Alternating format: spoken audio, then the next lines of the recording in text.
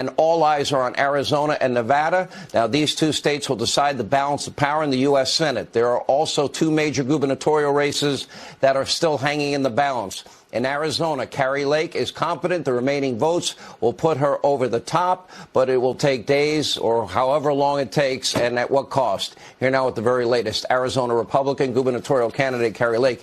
This is a national disgrace. Senator Rubio's right. They counted 7.5 million votes in less than 5 hours, and you counted 62,000 in the last 24 hours?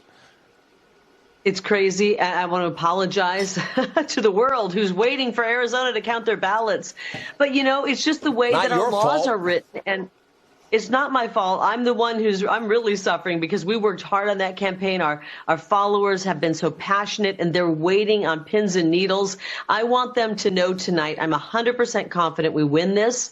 When they start counting the 401,000 ballots that we broke all records in Arizona because people showed up in droves to hand in person their mail-in ballots. We broke all records. We even beat the 2020 Trump election record. That is what's going on. People are so distrustful of our elections that they wanted to hand deliver their mail-in ballot. And when they did that, we overwhelmed the system. And they don't have enough people to count them. And this is why we need to reform our election laws, Sean. When they count those, by the way, we're expecting them to go possibly 70% for us, maybe even more. Worst case scenario, we win by 53,000 votes, but we think it could go much, much higher than that. And we think Blake will win. We even think Mark Fitcham might pull out a win, and Abe as well. So President Trump will have a pretty good record by the time they count these ballots. Let's go back to a conversation we had on my radio show yesterday. And you told me, well, we've got about a little over 400,000 votes outstanding, and we expect that, I think you said 235,000 are day of voting. Now, here we are a day later. They counted 62,000 votes. Now we're hearing we're close to 650,000 ballots remaining, and of which nearly or close to 400,000 are day of votes.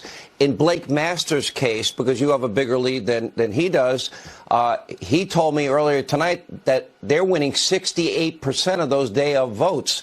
I think you're winning 70%. So if that math holds, Blake Masters will be the next senator from Arizona, if that math is right.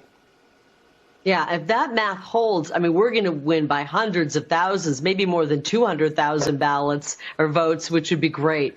But what we want to tell the people is that, you know, we're watching as these little tranches come in and they're tending to give a few extra votes to the Democrats. The Democrats are running out of ballots to count that are going to go in their favor. And they know it.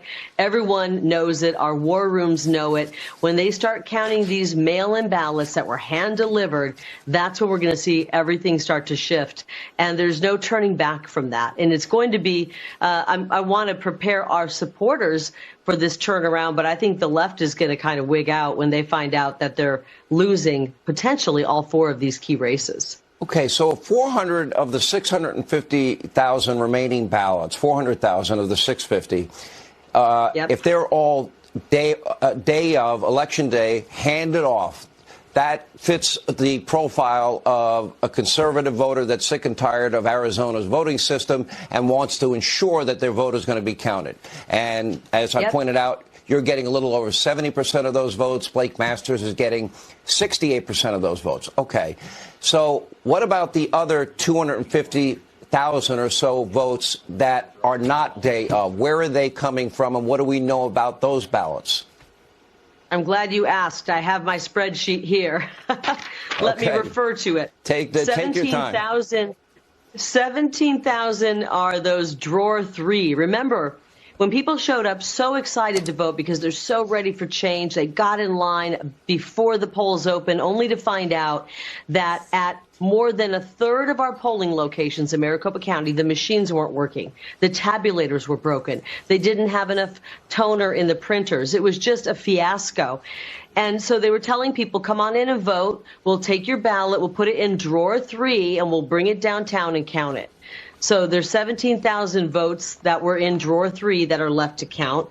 We have 187,000 early votes. Now, these were just mail-in ballots that were sent earlier, whether it be the last 3 or 4 days before the election, but not arriving on election day. And then we have, I'm trying to look through here, provisional ballots. We have 16,000 provisional ballots, and we have over 16,000 election day mail-in ballots that arrived via mail on election day. So it's quite a bit of ballots that are still out there. This is missing a couple of counties as well. But what we know is there are upwards of 600,000 still left to be counted. Some of those will go the Democrats' way, but we believe that the vast majority, a huge number of those mail-in ballots that were hand-delivered on election day are going to go our way, Sean. All right. So, let's look at these batches. You got your 17,000 draw 3 ballots, as you call them, 16,000 provisional, 16,000 mail-in day of. Put that aside. Let's look at the biggest chunk of votes that are outstanding beyond the 400,000 that were delivered by hand that day that are favoring heavily you and Blake Masters. Of that 187,000, I would imagine that might benefit the Democrats. Is that fair? Do we know what the percentages were up to this point on those ballots? Some of those have already come in. We've been seeing some of those trickle in from various counties today, including Coconino County, and that batch actually benefited the Democrats, but not much. I mean, I think they gained a couple thousand votes, not a huge amount. And whatever they're gaining is very minimal compared to what we stand to gain when they get to that huge chunk of votes that's our base. That's the people. And think about it. These are the people who don't trust the way the elections are operating. They're never going to vote for Mark Kelly. They don't want to vote for a Mark Kelly. He's not for election integrity. They're certainly not going to vote for a Katie Hobbs, who's actually part of the problem. So we are very confident that they're going to go our way. The other ones have been going depending on which county. We had a couple of good counties. As a matter of fact, we just found out Pinal County, which is where Sheriff Mark Lamb is the sheriff. We just had about 8,500 votes, 8,600 votes come in, and I got 55% of those votes compared to Hobbs, who got 44%. So we're starting to see these trickle in, and that will continue to happen. But the big ballot drops are going to be, I'm guessing, by Monday. I wish they were moving faster, Sean. This is the way it works. But I will tell you this. When we win on day one, we are going to call a special session, get our lawmakers busy, and say, let's solve this election situation so we never have another election where the voters of Arizona are forced to wait and wait and wait to find out who won. We're forcing them to wait, and the people in this country. We want to know where the balance of power lies, and it's hard to find out when it's taking days, maybe weeks, to count ballots. It's unfair, it's wrong, and we can fix it. This is not rocket science. It's unreal. Do you know what Blake Masters pulled in that Pinal County drop tonight? And do you expect any more ballots to drop tonight? Do we have any idea? We are expecting some. I've got my team here. What are you thinking, guys? We don't know. We'll find out. I'll try to get that information. I'll have my team search that, and hopefully I can get it to you, Sean. Okay. They didn't give us a lot of hope that it was going to be a huge batch tonight. I think it was about 16,000 or something like that, or 60,000. Very good. Maricopa looking really good as well. We're just told. You very graciously have agreed to stay, and if in fact those numbers come out in this hour, we'll go back to you, and we appreciate you spelling this out. I think everybody around the country is watching this, and they're in a state of shock. And if they're not in a state of shock, they should be.